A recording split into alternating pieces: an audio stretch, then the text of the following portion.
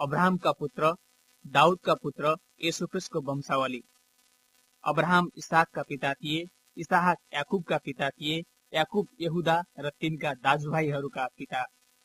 यहूदा फारेस र जाहेर का पिता थिए, तिनीहरूकी आमा तामार थिइन्। फारेस हेस्रोन का पिता, हेस्रोन आराम का पिता, आराम अमिनादाब का पिता, अमिनादाब नहसोन का पिता, नहसोन सलमोन का पिता, सलमोन बोअज का पिता थिए, तिनकी आमा राहाब थिइन्।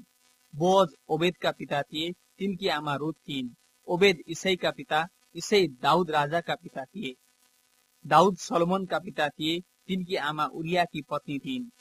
सोलोमन रहबाम का पिता, रहबाम अबिया का पिता, अबिया आशा का पिता, आशा यहोशापात का पिता, यहोशापात यहोराम का पिता, यहोराम उज्जियाह का पिता, उज्जियाह योताम का पिता, योताम आहाज का पिता, आहाज हिजकिया का पिता, हिजकिया मनस्से का पिता, मनस्से अम्मोन का पिता, अम्मोन योसियाह का पिता, योसियाह यकोनियास र तिनका भाइहरूका पिता थिए।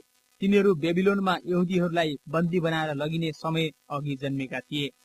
बेबिलोनमा बन्दी बनाएर लगिएपछि यकोनियास साल्तियलका पिता थिए, साल्तियल यरुबाबेल का पिता, यरुबाबेल अबिउद का पिता, अबिउद एल्याकिम का पिता, एल्याकिम आजोर का पिता, आजोर सादोक का पिता, सादोक आखिम का पिता, आखिम एलिउद का पिता, एलिउद एलाजार का पिता, एलाजार मत्तान का पिता, मत्तान याकूब का पिता थिए। याकूब तिनै योसेफ का पिता थिए, जसकी पत्नी मरियम थिइन्। यिनै मरियमबाट येशूको जन्म भयो, जो ख्रिस्ट कहलाइन्छन्। यसरी अब्राहमदेखि दाऊदसम्म 14 पुस्ता भए र दाऊदको समयदेखि बेबिलोनमा निष्कासन हुने समयसम्म 14 पुस्ता र बेबिलोनमा निष्कासन भएको समयदेखि ख्रिस्टको समयसम्म 14 पुस्ता भए। येशू ख्रिस्टको जन्म यस प्रकारले भयो। उहाँकी आमा मरियमको मगनी योसेफसँग भएको थियो, तर उनीहरूको विवाह हुन अघि मरियम पवित्र आत्माद्वारा गर्भवती भएकी थाहा भयो। तर तिनका पति योसेफ धार्मिक मानिस भएका हुनाले तिनलाई शर्ममा पार्ने इच्छा नगरी तिनलाई गुप्तमै त्याग्ने इच्छा गरे।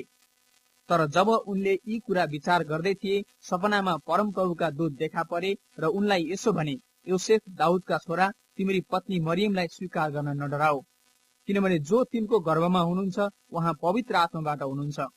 तिनले एउटा पुत्र जन्माउने छिन् र तिमीले उहाँको नाउँ येशू राख्नेछौ, किनभने उहाँले आफ्ना मानिसहरूलाई तिनीहरूका पापबाट बचाउनु हुनेछ।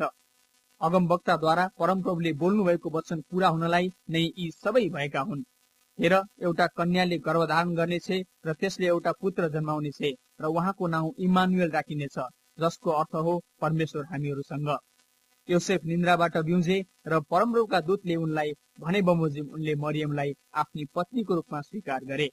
मरियमले पुत्र नजन्माउन्जेल योसेफले तिनीसँग सहवास गरेनन्। योसेफले उहाँको नाउँ येशू राखे।